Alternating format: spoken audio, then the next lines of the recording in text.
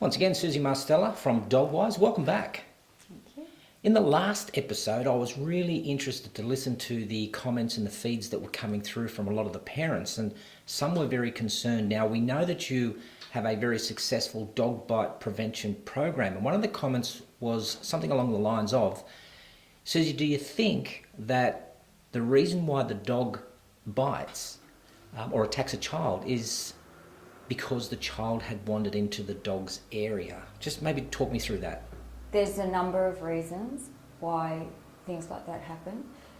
I've mentioned before, generally dogs are honest about things. So the messages that they will give you, provided you're watching and you're able to pay attention to these, will be honest, genuine expressions of, please help me, or please get me out of this, Usually they bite without warning because, or seemingly bite without warning because we've ignored the signals they give us.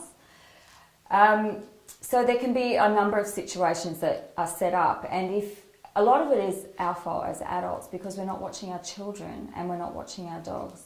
So the program that I've devised will help parents identify the signals that dogs will give. And for children, younger children, the parents obviously need to be doing this and need to be observant. And then probably from children maybe 4 to 5 years of age up to about 12, which are the most at-risk group, I teach them face-to-face, and there's a series of things that they learn. It's an interactive program, and the children can learn to take care of themselves because they can identify some of the signals that dogs will give, and they know then how to remove themselves safely so that there's no horrible outcome and no bites. Will a dog go into a room where there's a child and without warning attack? Oh, that's a really tough question to answer because there's a lot of background that would need to be answered, a lot of background questions that would need to be answered about things like that. But generally I would say probably not. Probably not. Sometimes... I'm guessing if the child is holding a lamb chop or food. No, seriously, if it's holding food or drink, would that be a precursor to an attack?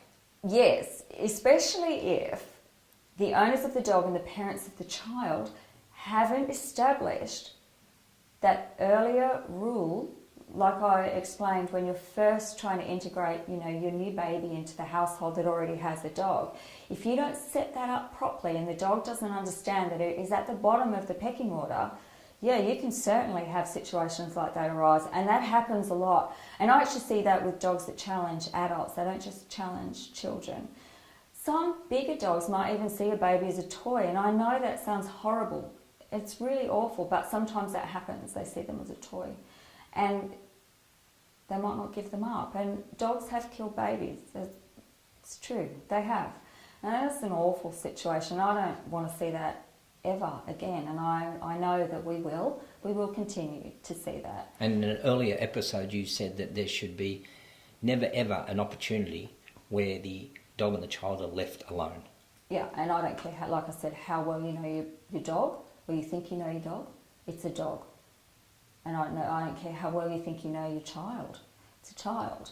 And children grab at things, and they, as far as the dog's concerned, they can be rude and they can overstep the mark. And babies' beautiful skin, that they're soft and they're so fragile as far as teeth go.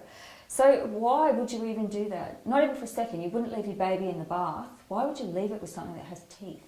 And I love dogs. You know how much I love dogs.